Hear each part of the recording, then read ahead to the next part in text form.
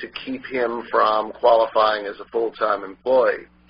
And I wrote something and added he thought it was a double whammy. It's really triple, because in addition, not only will he lose some income, he'll have to buy insurance, but the third part is that insurance is going to be a lot more expensive than what he's thought about buying in the past.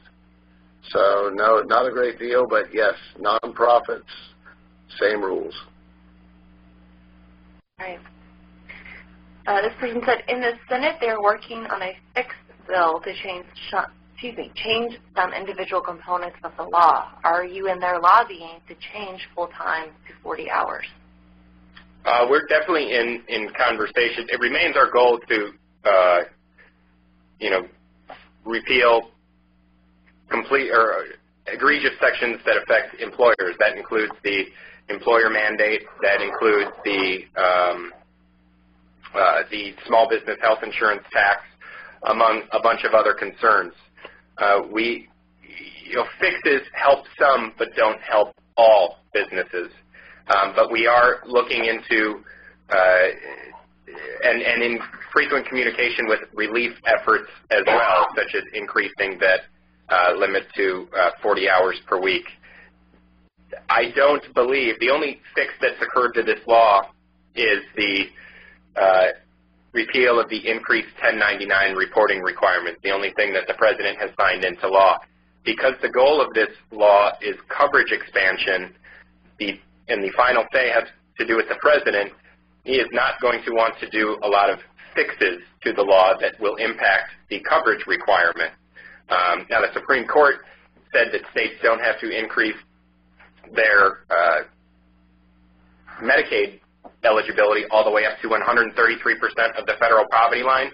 So there's been one kind of judicial alteration, but there's only been one legislative legal fix to it, and that's the repeal of the 1099 reporting requirement. But we will remain active in trying to provide relief to our members this Congress and especially this year, but our goal remains to repeal the very egregious portions of the law. All right, we had some questions about deductibles. Are there limits to out-of-pocket costs beyond deductibles? Yes, and there are subsidies that assist one. It's a whole separate list of subsidies at the individual level if your out-of-pockets go above certain amounts, and again, if your income is below certain amounts. Let's see. And for group coverage, the out-of-pocket limits correspond with the high deductible health plan HSA IRS limits. I don't have those on me, but it's somewhere around in the $15,000 or so. But there are out-of-pocket limits in addition to the deductible limits. And big ones, of course, are that it used to be standard that a policy would only cover so much in the course of a year and so much in the course of a lifetime. For most policies, those limits are now off limit. And someone wanted to know, are the deductible limits apply to small businesses as well as large ones? Those deductible limits actually only apply to the individual and small group market. The small group market in all 50 states is now 50. It used to be 100 in